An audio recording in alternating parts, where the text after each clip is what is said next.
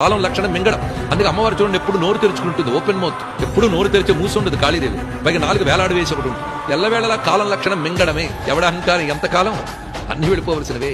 పైగా నల్లగా ఉంటుంది తల్లి. నల్లగా ఉండేటువంటి అంతుపట్టదు. ఇలా సర్వ జగత్తుని మింగే కాలస్వరూపాన్ని నేను అని. ఎడం చేత్తో కత్తిని ఒక మానవుడి తలకాయని పట్టుకుంది మా అమ్మ. కుడి చేత్తో అభయహస్తం వరదహస్తం పట్టుకున్నది.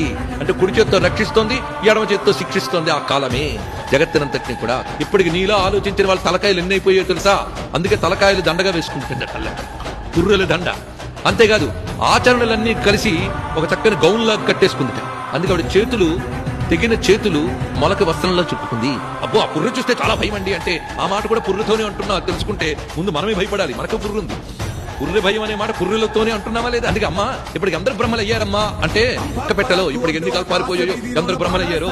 బ్రహ్మగారు విర్రవీగుతూ ఆయన ముందు దేవతలు పోతున్నారు, యుగాలు పోతున్నారని చూస్తుంటట. ఆఖరికి ఆయన పోతాడు. పోతే ఆ తలకే తీసి పెట్టుకుంది మాల్లో.